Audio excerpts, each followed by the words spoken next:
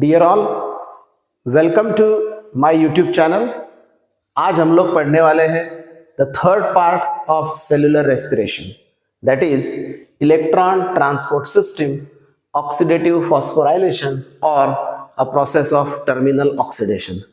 अब ये जो वीडियो है ये बहुत ही इंटरेस्टिंग होने वाला है, क्योंकि इस वीडियो में हम लोग इलेक्ट्रॉन ट्रांसपोर्ट सिस्टम को पूरे डिटेल में अच्छे तरीके से पढ़ने वाले हैं। ओके, सो शुरुआत करते हैं। देखो, इसके 3 नाम है, आपको कंफ्यूज नहीं होना है। यहाँ ऑक्सीजन का इस्तेमाल होता है और फॉस्फोराइलेशन का प्रक्रिया कंप्लीट किया जाता है, जहाँ एडीपी के साथ एक इनऑर्गेनिक फॉस्फेट ज्वाइन करके ATP which is energy currency of cell बनाई जाती है। ये प्रोसेस बहुत ही इंपॉर्टेंट है सेलुलर रेस्पिरेशन का, बट इस प्रोसेस को समझने से पहले हमें ये 2-3 स्टेप्स समझना बहुत जरूरी है। हमने पार्ट 1 में और पार्ट 2 में डिटेल में पढ़ चुके हैं glycolysis as well as Krebs cycle, और इन दोनों के बीच का connecting link that is acetylation of pyruvic acid. But overall scenario के हिसाब से अगर हम देखते हैं तो हमें ये पता चलता है कि ग्लाइकोलिसिस में हमें 2 NADH2 और 2 ATP एज अ प्रोडक्ट मिलता है। Similarly if you see acetylation of pyruvic acid, there we get 2 molecules of NADH2। अगर ये 2 टर्म में कंप्लीट होता है तो, क्योंकि ग्लाइकोलिसिस में हमें 2 पायरुविक एसिड मिलते हैं और यही 2 पायरुविक एसिड 2 बार एसिटिलेशन करवाते हैं। अब तीसरा प्रोसेस जो है वो है Krebs cycle, that is citric acid cycle, और इसके भी 2 बार टर्न होते हैं, 2 बार साइकिल कंप्लीट होती है, और इस साइकिल में हमें 2 ATP, 6 molecules of NADH2 and 2 molecules of FADH2 हमें मिलते हैं। तो कुल मिला के अगर पूरा डिटेल में देखते हैं तो हमारे पास जो है टोटल यहाँ से 10 NADH2, 2 FADH2 और 4 ATP हमें मिलते हैं। बट देखो, पॉइंट यहाँ पे ये है कि जो ATP है वो तो डायरेक्ट सोर्स ऑफ एनर्जी है, बट NADH2 और FADH2 से हमें एनर्जी जनरेट करनी पड़ती है, और वो जनरेशन का प्रोसेस ही माइटोकॉन्ड्रिया के थ्रू होता है। That's why we have to understand that this electron transport chain or electron transport system, okay, that uses respiratory oxygen, the oxygen which we consume, and finally produce the ATP, that is the energy molecule. इसका purpose एक ही है, हमें high amount of energy ATP चाहिए। जितना ATP हमें glucose से मिल सकता है उतना मिलना चाहिए, और इसी के लिए इलेक्ट्रॉन ट्रांसपोर्ट सिस्टम मौजूद होती है। रिमेंबर, इसका लोकेशन माइटोकॉन्ड्रिया के अंदर होता है। It is located in the inner membrane of mitochondrial membrane. मतलब माइटोकॉन्ड्रिया 2 मेम्ब्रेन का बना हुआ है, एक आउटर मेम्ब्रेन और एक इनर मेम्ब्रेन, और दोनों मेम्ब्रेन का जो इनर मेम्ब्रेन है उस इनर मेम्ब्रेन में ये प्रोसेस कंप्लीट किया जाता है। और इसके कुछ इंपॉर्टेंट कैरेक्टरिस्टिक्स कुछ इस प्रकार से है कि electrons from food, okay, metabolism are transported to oxygen and it uses the maximum amount of body's oxygen in the process। तो अब इससे हमें कंफर्म क्या मिला कि जब हम लोग ग्लाइकोलिसिस और क्रेब्स साइकिल कंप्लीट करने के बाद हमें जो प्रोडक्ट मिलता है जिसमें 10 NADH2 मोलेक्यूल्स और 2 मोलेक्यूल्स ऑफ FADH2 ऑब्टेन होते हैं, तो ये जो मोलेक्यूल्स है इनका फाइनली कन्वर्जन किया जाता है। जैसे 10 से आपको मिलेगा 30 ATP मोलेक्यूल्स, और ये जो 2 FADH2 से इससे आपको मिलेंगे 4 ATP मोलेक्यूल्स। और ये सब किया जाता है तभी जब प्रोसेस में ऑक्सीजन की अवेलेबिलिटी हो। तो जब ऑक्सीजन मिलेगा तब ऑक्सीजन के थ्रू बनाया जाएगा वाटर मॉलिक्यूल। ये प्रक्रिया है ऑक्सीडेशन, और इसी को हम टर्मिनल ऑक्सीडेशन बोलने वाले हैं, या फिर आप इसको इलेक्ट्रॉन ट्रांसपोर्ट सिस्टम बोलोगे या फिर इलेक्ट्रॉन ट्रांसपोर्ट चेन बोलोगे। तो ये ओवरऑल रिएक्शन है जहां NADH2 इस्तेमाल किए जाएंगे, उनसे ATP बनाया जाएगा, FADH2 भी इस्तेमाल किए जाएंगे, उनसे भी ATP बनाया जाएगा, जहां ऑक्सीजन मोलेक्यूल यूज होगा, और फाइनल प्रोडक्ट आपका मिलने वाला है H2O। So overall the process of electron transport system is a metabolic pathway through which electron, okay, the electrons passes from one carrier molecule to the another carrier molecule, and this is known as electron transport system, ETS, and it is present in the inner membrane of mitochondria। तो यहाँ होते हैं कई सारे electron carrier molecules. There are lots of electron carrier molecules, and these electron carrier molecules carries the electrons from one molecule to another molecule, and that's why it produces lots of H+ ions through which ATP synthase generates lots of ATP molecules. तो अब इस process को हमें एक एक करके अच्छे से समझना है कि किस तरीके से ये किया जाएगा। देखो यहाँ ऑक्सीजन का जो इस्तेमाल हो रहा है वो आखिरी में हो रहा है, एंड में, बट अल्टीमेटली फाइनली जो NADH2 और FADH2 हमें मिले हैं उनको ऑक्सीडाइज करके हमें ATP ऑब्टेन करना है। This is the final goal. Okay, तो इलेक्ट्रॉन ट्रांसपोर्ट सिस्टम के कंपोनेंट्स क्या है, किस चीज का इलेक्ट्रॉन ट्रांसपोर्ट सिस्टम होता है।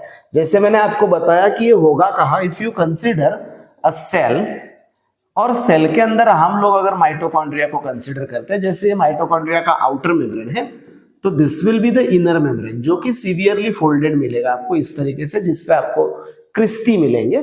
तो ये जो इनर मेम्ब्रेन ऑफ माइटोकॉन्ड्रिया, जिसको मैं IM inner membrane, IMM inner membrane of mitochondria बोल रहा हूं, यहाँ इस इनर मेम्ब्रेन ऑफ माइटोकॉन्ड्रिया पे ये सारे इलेक्ट्रॉन ट्रांसपोर्ट सिस्टम के मॉलिक्यूल्स मौजूद है। So they are all electron carriers, electron mobile elements, they are all present on the inner membrane of mitochondria. तो आपको भी लोकेशन तो क्लियर हो गया। जैसे हमने पढ़ा था कि ग्लाइकोलिसिस यहाँ होगा साइटोप्लाज्म के अंदर, सही है। उसके बाद क्रेब्स साइकिल जो है वो यहाँ होगा मैट्रिक्स के अंदर, और जो बचा है electron transport system that will be on this purple membrane, that is inner membrane of mitochondria, यहाँ ये होगा। तो कंपोनेंट्स के हिसाब से अगर हम देखेंगे तो यहाँ हमें मिलते हैं कॉम्प्लेक्सेस और मिलते हैं mobile electron carriers, complexes and mobile electron carriers. Now look at this, electron transport system consist of complexes which include complex 1, then it also have complex 2, complex 3, complex 4 and complex 5। तो वैसे ये 5 complex system से बनी हुई है, but actually speaking it is made up of only 4 complex system, क्योंकि ये जो 5वां कॉम्प्लेक्स है ये इलेक्ट्रॉन ट्रांसपोर्ट सिस्टम का पार्ट नहीं है। It is a part of inner membrane of mitochondria, but it is not a part of electron transport system, क्योंकि ये इलेक्ट्रॉन कैरी नहीं करता है, इसीलिए उसमें नहीं आएगा। ये ATP जनरेट करता है, जिसका नाम है ATP सिंथेज। बट बचे 4 जो है, जैसे कि कॉम्प्लेक्स 1 हो गया, complex 2, complex 3 as well as complex 4, ये चारों कॉम्प्लेक्स इलेक्ट्रॉन ट्रांसपोर्ट सिस्टम के पार्ट है, अहम हिस्सा है। अपार्ट फ्रॉम दैट इन्हीं इलेक्ट्रॉन ट्रांसपोर्ट सिस्टम के ये भी पार्ट है जिनको आप मोबाइल इलेक्ट्रॉन कैरियर्स बोलते हो। अब ये फिक्स्ड है क्योंकि एक जगह पे इसका लोकेशन फाइनल हो चुका है, बट ये मोबाइल है, ये मूव करते हैं। तो ये इनर मेम्ब्रेन ऑफ माइटोकॉन्ड्रिया में मूव करते हैं, ये इलेक्ट्रॉन्स को कैरी करते समय मूव करते हैं, जगह छोड़ते हैं, इसीलिए इनको हम लोग मोबाइल इलेक्ट्रॉन कैरियर्स बोलने वाले, जिसमें आता है कोएंजाइम क्विनोन और दूसरा आता है साइटोक्रोम C। ओके, तो ये 2 मॉलिक्यूल्स है जो कि मोबाइल है। अब कोएंजाइम क्विनोन को ही हम लोग यूबीक्विनोन भी बोलते हैं, सो इसको आप यूबीक्विनोन, ओके, UBQ ऐसा भी बोल सकते हो, यूबीक्विनोन, या फिर आप इसको COQ that is coenzyme quinone ऐसा भी बोल सकते हैं। ठीक है, तो ये पूरा सिस्टम है जो इलेक्ट्रॉन ट्रांसपोर्ट सिस्टम से बना हुआ है। इसमें आते हैं कॉम्प्लेक्सेस और मोबाइल इलेक्ट्रॉन कैरियर्स। अब हम लोग क्या करने वाले हैं, हम लोग एक एक सिस्टम को पहले समझ लेंगे कि complex 1, 2, 3 what are these all complexes, and after understanding the details about these complexes we will actually learn the process of electron transport system. So let's try to understand what are these complexes. तो अब move करते हैं complexes की तरफ। देखो, these are the list of complexes where I told you the complex 1 whose name is NADH dehydrogenase. Remember this name, the name of complex 1 is NADH dehydrogenase। कई बार आपको NEET में इससे रिलेटेड क्वेश्चंस आते हैं और ये काफी अच्छा प्रोसेस है, सिंपल प्रोसेस है समझने के लिए। नाम आपको याद रखना है NADH dehydrogenase which is complex 1। अब यहाँ NADH2 का ऑक्सीडेशन क्लियरली होने वाला है। ये कॉम्प्लेक्स क्या करता है, ये कॉम्प्लेक्स इलेक्ट्रॉन्स को कलेक्ट करता है, और इलेक्ट्रॉन्स को कलेक्ट करने के बाद ये NADH2 से इलेक्ट्रॉन को कलेक्ट करेगा और उसको पास करेगा कोएंजाइम क्विनोन के पास, मतलब यूबी क्विनोन के पास इन शॉर्ट। तो NADH से इलेक्ट्रॉन को लेना है और यूबी क्विनोन की तरफ इसे पास करना है, ये काम है NADH का। ओके, तो NADH dehydrogenase is an enzyme that transfers true electrons from NADH to its coenzyme which is called as FMN, and then it reduced to form FMNH2, and then it transfer the electrons to coenzyme quinone okay, and which will get converted to coenzyme quinone H2। तो इस तरीके से FMN intermediate के through ये काम किया जाएगा। तो यहाँ पे इलेक्ट्रॉन NADH2 से जाएगा FMN के पास, FMN से जाएगा FMNH2 के पास, फिर जाएगा कोएंजाइम क्विनोन के पास, फिर जाएगा कोएंजाइम क्विनोन H2 के पास, और फिर पिक्चर में आएगा आपका कॉम्प्लेक्स सेकेंड। अब ये कॉम्प्लेक्स सेकेंड जो है ये अलग तरीके से काम करता है। कॉम्प्लेक्स 1 का काम करने का तरीका और 2 का काम करने का तरीका अलग है। जैसे आप देख सकते हो, नाम है सक्सिनेट डिहाइड्रोजिनेज। अब थोड़ा रिकॉल करोगे तो आपको तुरंत याद आ जाएगा कि ये सक्सिनेट डिहाइड्रोजिनेज जो है हमने क्रेब्स साइकिल में पढ़ा हुआ है। ओके, और क्रेब्स साइकिल के अंदर ये जो एंजाइम है ये बहुत ही इंपॉर्टेंट काम करता है। ये क्या करता है, सक्सिनेट का फ्यूमेरेट में कन्वर्जन करता है। मतलब सक्सिनिक एसिड का फ्यूमेरिक एसिड में कन्वर्जन करने के लिए होता है ये एंजाइम सक्सिनेट डिहाइड्रोजिनेज। यस, यही वो एंजाइम है जो अब हम लोग इसको कॉम्प्लेक्स 2 बोलने वाले इन electron transport system. So it is a part of TCA cycle.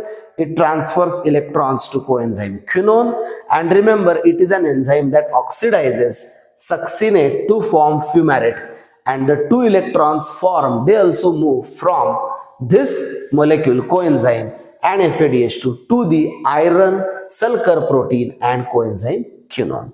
तो यहां भी वही काम होता है। देखो, NADH2 भी कोएंजाइम क्विनोन को ही इलेक्ट्रॉन देने वाला है और FADH2 भी कोएंजाइम क्विनोन को ही इलेक्ट्रॉन देने वाला है थ्रू कॉम्प्लेक्स 1 एंड कॉम्प्लेक्स 2। तो ये दोनों इंडिपेंडेंटली अलग अलग तरीके से काम करते हैं। अब थोड़ा सा अगर इसको देखते हैं कि कॉम्प्लेक्स 1 और कॉम्प्लेक्स 2 काम कैसे करेगा और कॉम्प्लेक्स 3 से जुड़ेगा कैसे, तो इसका एक ना मैं फ्लो चार्ट आपको थोड़ा सा बता देता हूं कि कैसे ये वर्क करेगा। देखो, ध्यान दो आप लोग। अब यहाँ क्या होने वाला है, यहाँ जैसे मैंने आपको बताया कॉम्प्लेक्स 1, तो यहाँ मैं C1 बोल रहा हूं और यहाँ है C2।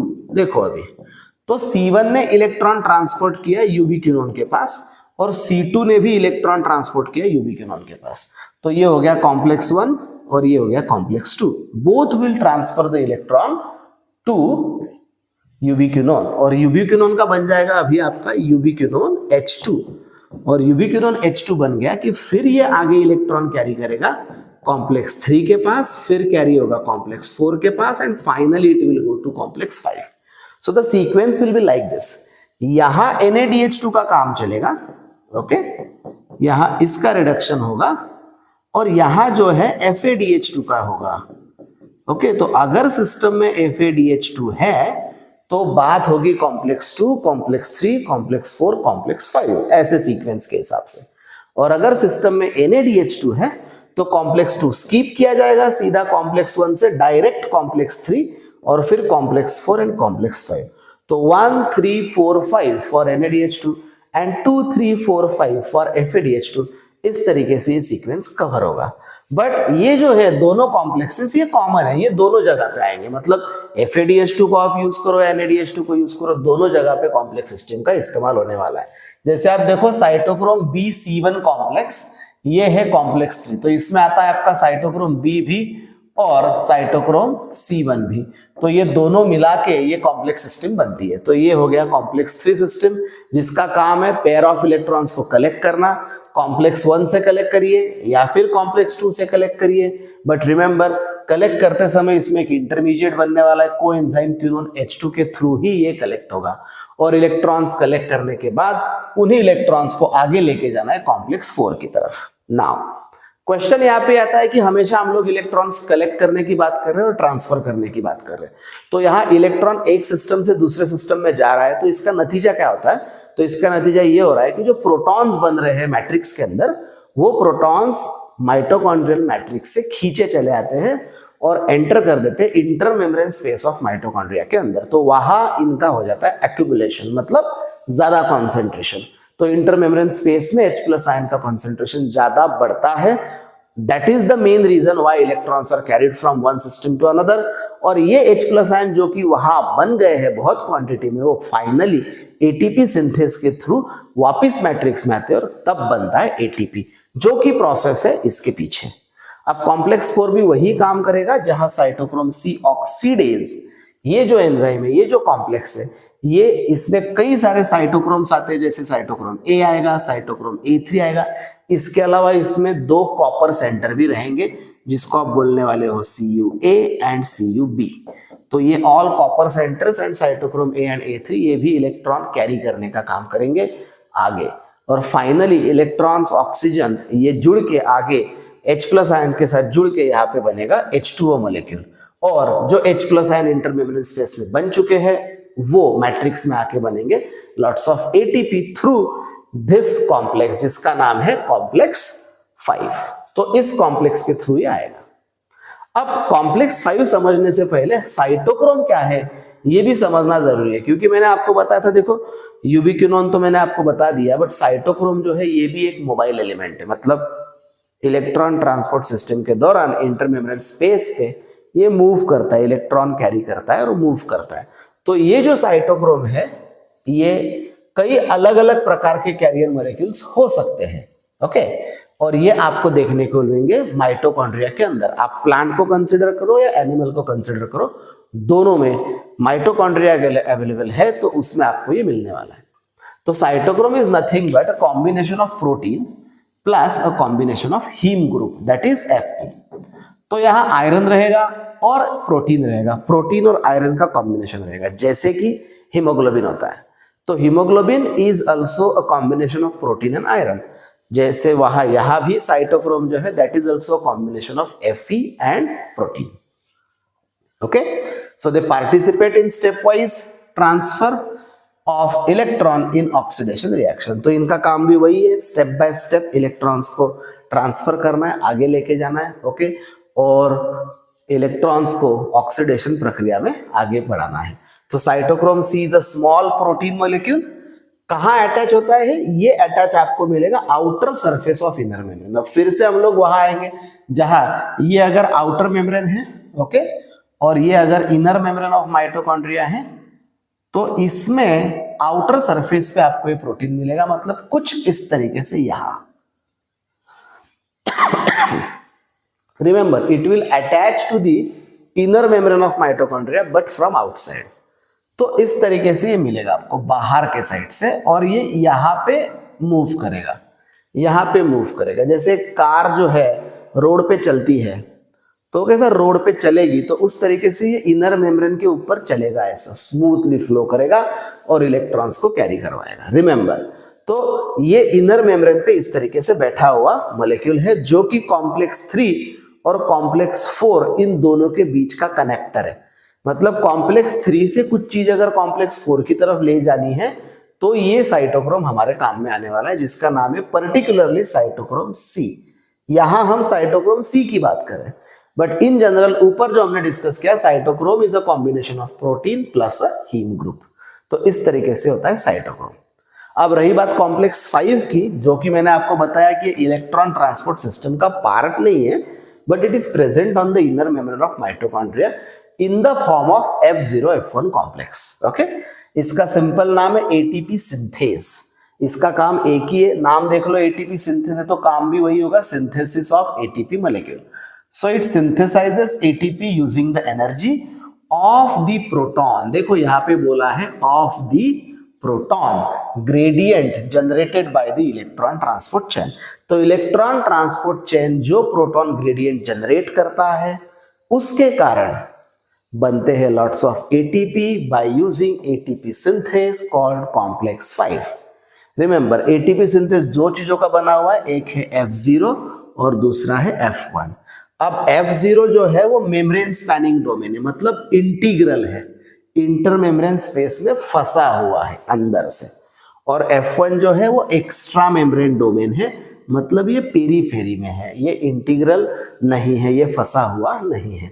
तो कुछ इस तरीके से अगर हम लोग मेम्ब्रेन को ड्रॉ करते हैं, if this is the inner membrane of mitochondria and if this is the outer membrane of mitochondria, you see यहाँ पे ये जो मॉलिक्यूल है ये है आपका F0।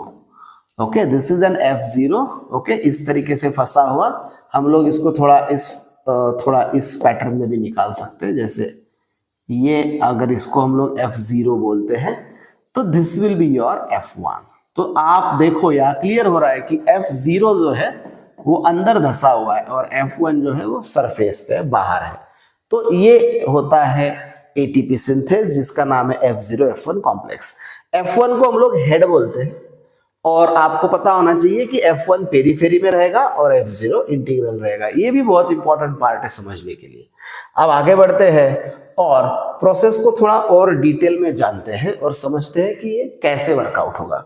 अब इसको समझने के लिए मैंने एक सिर्फ ढांचा लिया हुआ है जिसमें हम लोग समझने वाले हैं कि ये एक सेल है। अब ये जो बोर्ड आपको नजर आ रहा है ये एक सेल है, ऐसा आप इसे पकड़ो। और इस सेल में यहाँ ये जो बताया हुआ है ये आउटर मेम्ब्रेन है। तो ये पूरा मैं यहाँ पे बोल रहा हूं outer membrane okay of mitochondria. तो ये पूरा का पूरा माइटोकॉन्ड्रिया का आउटर मेम्ब्रेन है। Okay, so this is mitochondria outer membrane. ठीक, ये तो क्लियर हो गया। अब ये जो है ये इनर मेम्ब्रेन है। तो ये पूरा ऐसा इनर मेम्ब्रेन में यहाँ पे बता रहा हूं। This is the inner membrane of mitochondria. अब इसको हमने इनर मेम्ब्रेन ऑफ माइटोकॉन्ड्रिया बोल दिया है। तो ये तो बात क्लियर हो गई कि यहाँ ये जो पूरा स्पेस है, ये पूरा स्पेस, ये स्पेस हो गया आपका inter membrane space. So this we called it as inter membrane space, मतलब the space present between inner and outer membrane of mitochondria, that is known as intermembrane space. Clear? Okay. अब ये फिर अंदर का part क्या होता है? ये अंदर का पार्ट हो जाएगा आपका मैट्रिक्स ऑफ माइटोकॉन्ड्रिया। तो ये है मैट्रिक्स और इसी में होता है क्रेब्स साइकिल। फिर रिमेंबर क्रेब्स साइकिल जो है वो इस प्रोसेस में यहाँ मैट्रिक्स ऑफ माइटोकॉन्ड्रिया के अंदर परफॉर्म किया जाता है। Now we have this inner membrane, we have this outer membrane, we have an intermembrane space as well as a matrix. Now we need to understand what is this, these dark boxes, what are these cartoons. तो यहाँ ये जो है ये है आपका complex 1, this we call complex 1 NADH dehydrogenase. Okay, this we call complex 2, this is a complex 2 whose name is succinate dehydrogenase. This one is complex 3. Okay, ये complex 3 है, साइटोक्रोम B7 कॉम्प्लेक्स। फिर उसके बाद ये है complex 4, this is cytochrome C oxidase. और ये है फिर आपका कॉम्प्लेक्स नंबर 5 जिसका नाम है एटीपी सिंथेज। और जैसा मैंने आपको बताया कि ATP synthase is not a part of electron transport system, क्योंकि ये 4 ही है जो इलेक्ट्रॉन ट्रांसपोर्ट को कैरी करते हैं। अब मैंने पहला और दूसरा और बीच में तीसरा रखा है क्योंकि जैसा मैंने आपको बताया था FADH2 और NADH2 के थ्रू अलग अलग स्टोरी चलेगा। अब हम सबसे पहले NADH2 का बात करते हैं। अब क्रेब्स साइकिल से हम लोग को NADH2 मिलते हैं। ओके, अब ये जितने भी NADH2 हमें इसके थ्रू मिलने वाले हैं ये सारे यहाँ पे जाके ऑक्सीडाइज होते हैं, इस मेम्ब्रेन पे ऑक्सीडाइज होते हैं। कैसे होते हैं चलो समझते हैं कि किस तरीके से ये मेम्ब्रेन पे ऑक्सीडाइज होने वाले हैं। अब हम लोग क्या करने वाले हैं, NADH2 को यहाँ पे ले लिया, let's say NADH okay H plus, ये NADH2 हमने यहाँ ले लिया। अब ये NADH2 रिड्यूस होगा और बनेगा NAD प्लस। तो यहाँ पे इस NADH कॉम्प्लेक्स 1 के थ्रू इसका कन्वर्जन किया जाएगा NAD प्लस के अंदर। अब ये तो हो गया NAD प्लस, बट अब क्या है, अब यहाँ से निकलने वाले 2 molecules of electrons, so 2 electrons are going to be released and these electrons will be carried to FMN। जैसा मैंने आपको बताया था FMN, फिर FMN जो है इन इलेक्ट्रॉन्स का कन्वर्जन करेगा FMNH2 वाया FES। तो यहाँ पे एक FES प्रोटीन है। ओके, इसके पास इलेक्ट्रॉन जाएगा और ये करते समय यहाँ पूरे प्रोसेस में NADH2 के थ्रू मैं आपको बता देता हूँ कि यहाँ जाएंगे सिस्टम में एंट्री करने वाले हैं यहाँ टोटल 4 H प्लस आयन। तो यहाँ पे आपका 4 H प्लस आयन यहाँ पे एंट्री कर देंगे इस तरीके से। तो आप देख सकते हो कि इंटरमेम्ब्रेन स्पेस में 4 H प्लस आयन जमा हो गए, 4 protons H H H H, ऐसे 4 प्रोटॉन NADH2 के कन्वर्जन की वजह से वहां इंटरमेम्ब्रेन स्पेस में जमा हो गए, जो कि यहाँ था। ये 4 H प्लस आयन मैट्रिक्स से चले गए इंटरमेम्ब्रेन स्पेस में और इलेक्ट्रॉन जो है वो यहाँ से मूव कर रहा है। तो यहाँ इलेक्ट्रॉन था, अब वो FES के पास चला गया। अब FES से आपको पता है कि यहाँ एक इंटरमीडिएट मोबाइल कैरियर प्रोटीन है जिसका नाम है यूबिक्विनोन। तो ये इलेक्ट्रॉन जो है ना ये आएगा यूबिक्विनोन के पास अब वेयर इज यूबिक्विनोन, तो यूबिक्विनोन इज सिचुएटेड ओवर हियर। तो ये जो ब्लैक में मैंने सर्कल किया है इसको हम लोग बोलते हैं यूबिक्विनोन। दिस इज यूबिक्विनोन, तो ये है यूबिक्विनोन।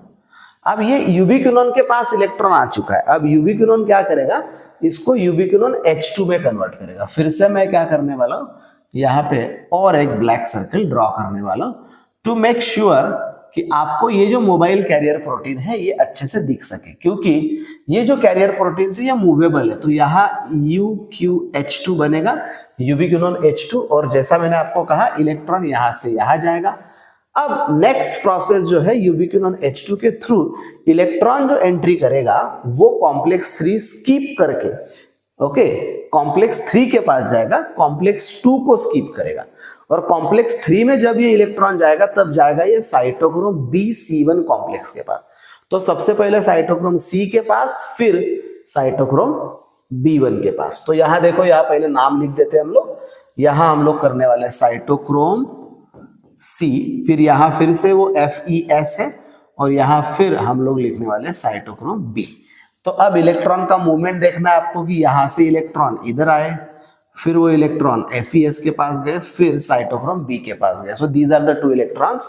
और जब इलेक्ट्रॉन्स यहाँ से एंट्री किए तभी आपको यहाँ समझना है कि यहाँ और एक बार जो है 4 H+ आयन मोलिक्यूल जो है बाहर निकलने वाले। रिमेंबर, यहाँ फिर से सिस्टम में 4 H+ आयन जो है बाहर आएंगे। तो आपको इसको याद रखना है। जस्ट अ मिनट, ये नाम हट गए यहाँ से, ये यूबिक्विनोन था, ये यूबिक्विनोन H2 था, ठीक है ना। तो अब समझते हैं, ये जो है 4 H+ आयन जो कि मैट्रिक्स में है वो अब निकल चुके और यहाँ आ गए इंटरमेम्ब्रेन स्पेस के अंदर। अब ये 4 H+ आयन इधर आ गए।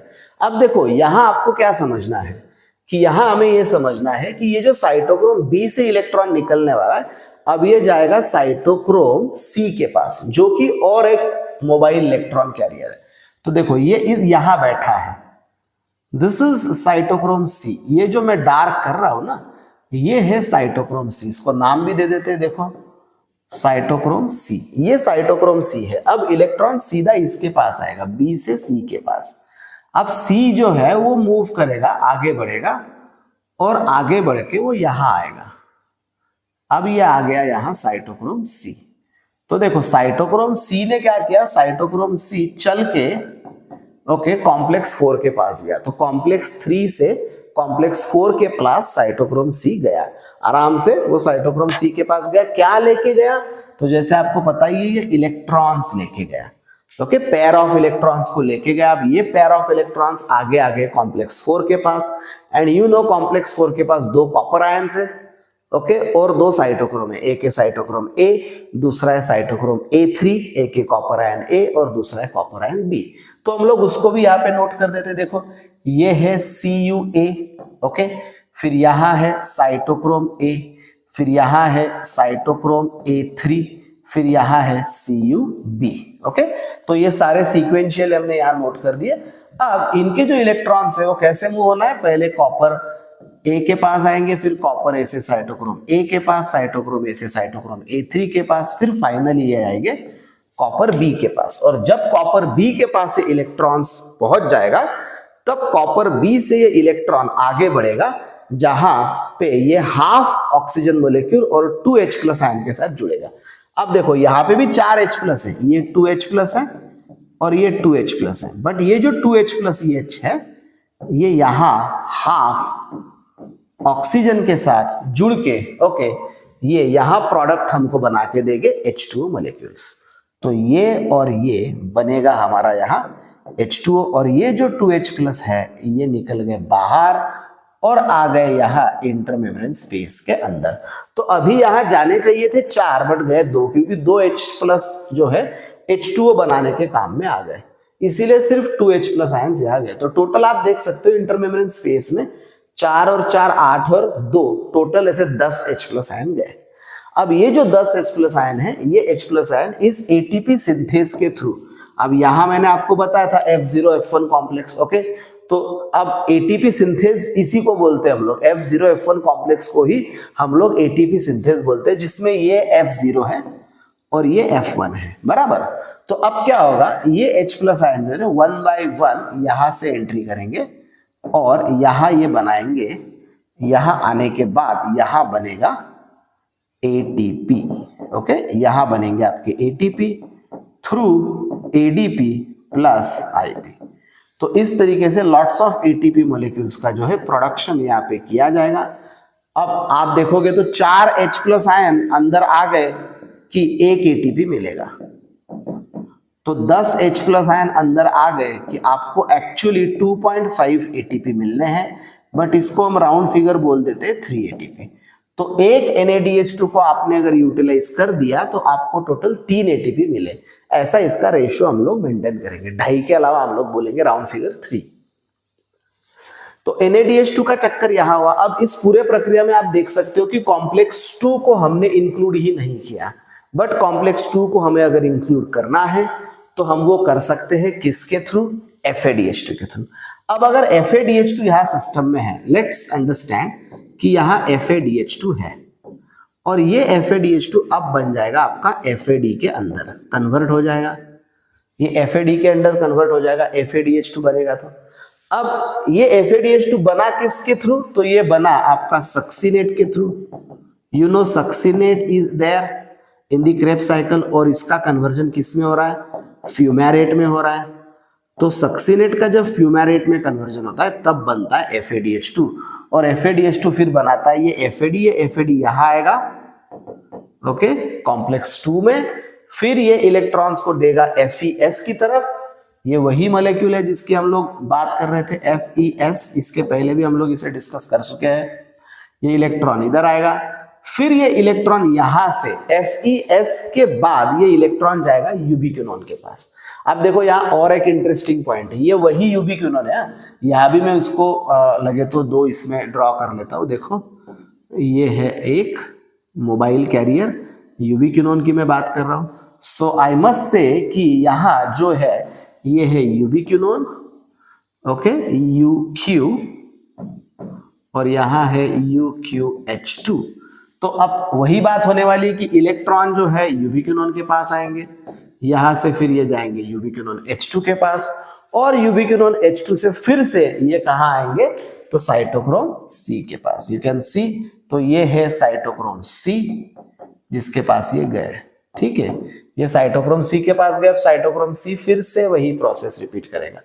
तो it's all the way same. यहां हमने एक ही चीज देखा कि NADH2 अगर है तो कॉम्प्लेक्स 1 ओके देख लो, कॉम्प्लेक्स 1 फिर आएगा कॉम्प्लेक्स 3, फिर आएगा कॉम्प्लेक्स 4 और फिर आएगा कॉम्प्लेक्स 5। और वही अगर FADH2 है तो कॉम्प्लेक्स 1 स्किप हो जाएगा, कॉम्प्लेक्स 2 फिर आएगा कॉम्प्लेक्स 3 फिर 4 एंड फिर 5। तो there are 2 different pathways, one is through NADH2 and one is through FADH2। तो इस पूरे प्रोसेस में अब ये प्रोसेस स्किप हो गई ना, तो यहाँ ये 4 H प्लस बने और यहाँ ये 2 H प्लस बने।